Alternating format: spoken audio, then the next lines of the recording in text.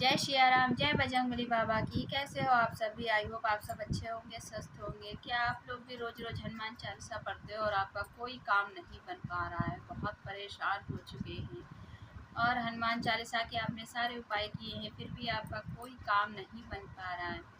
यदि आपका कोई काम नहीं बन पा रहा है तो कहीं ऐसा तो नहीं कि हनुमान चालीसा के पढ़ते समय आपने कहीं कोई गलती कर दी हो, या कुछ मान लीजिए कहीं कोई मिस्टेक हो गई हो, या आप गलत तरीके से तो नहीं पढ़ रहे हैं। हमें कभी कभी होता क्या है कि उन चीज़ों का भी लाभ नहीं मिल पाता है अगर हम गलत तरीके से पढ़ें तो। गलत तरीके से पढ़ने की वजह से भी हमें कि उस चीज़ का पूरा लाभ नहीं मिल पाता है। जैसे हनुमान चालीसा में काफ़ी ज़्यादा अब ये हो गया है कि त्रुटियां निकाल दी गई हैं और आचार्य रामभद्राचार्य जी द्वारा बताया गया है कि उन चीज़ों को आप सही से पढ़िए। तो जैसे पहला क्या होता है उसमें कि शंकर सुवन केसरी नंदन तेज प्रताप महाजगवंदन। तो ऐसा नहीं करना है क्योंकि हनुमान जी शंकर भगवान के 11वें रुद्र अवतार हैं, तो वो उन्हीं का रूप है, तो इसीलिए उसमें सुवन नहीं कहना चाहिए। और जो सही भाषा में उन्होंने बताया है हमें रामभद्राचार्य जी ने, तो वो है कि शंकर स्वयं केसरी नंदन तेज प्रताप महाजगवंदन।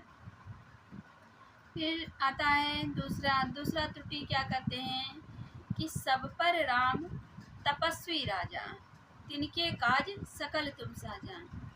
तो यह कहते हैं कि अगर तपस्वी है तो वह महाराज नहीं है, महाराज से तो तपस्वी नहीं है।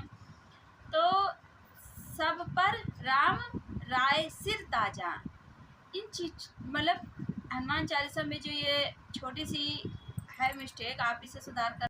दूसरा हमने आपको जैसा कि बताया कि सब पर राम राय सिर ताजा, इनके काज सकल तुम साजा, कि जिनके शीर्ष भगवान मतलब जिनके मन मस्तिष्क में भगवान राम बसे हुए हैं उनका कार्य कैसे पूर्ण नहीं होगा।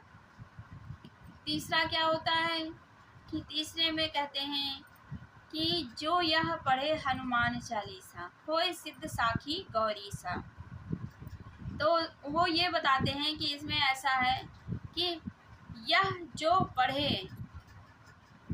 जो पढ़े हनुमान चालीसा होए सिद्ध साखी गौरीसा।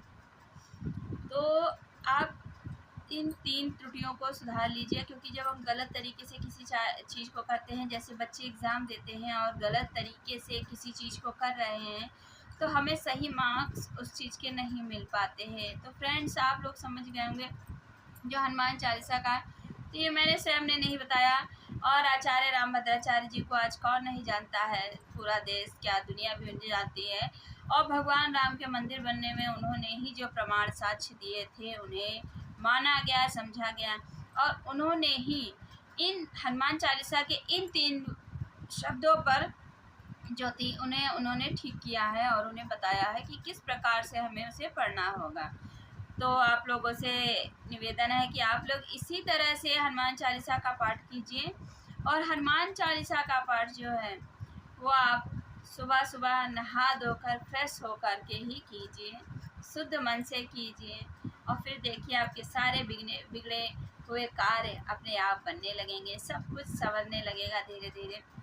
तो जैसा कि आचार्य रामभद्राचार्य जी ने बताया, तो आप इन 3 त्रुटियों को ध्यान में रखकर जब भी आप हनुमान चालीसा पढ़ें तो आप इन 3 त्रुटियों को, हनुमान चालीसा पढ़ते समय आपको इन 3 गलतियों को सुधार लेना है। इन चीज़ जब आप इस लाइन पे आए तो उस चीज़ को ज़रूर से ध्यान करके वहाँ पर आप थोड़ा रुक करके, क्योंकि एक चीज़ होता है ना कि हमें अब वो चीज़ लय से याद हो जाती है कि जैसे शंकर सुमन केसरी नंदन, अब हमें उस सुवन की जगह शंकर स्वयं केसरी नंदन।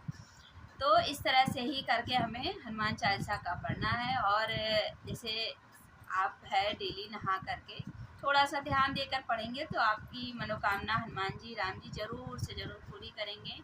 और वीडियो आप लोगों को कैसी लगी कमेंट करके ज़रूर से ज़रूर बताइएगा, कमेंट करना मुझे बहुत पसंद है।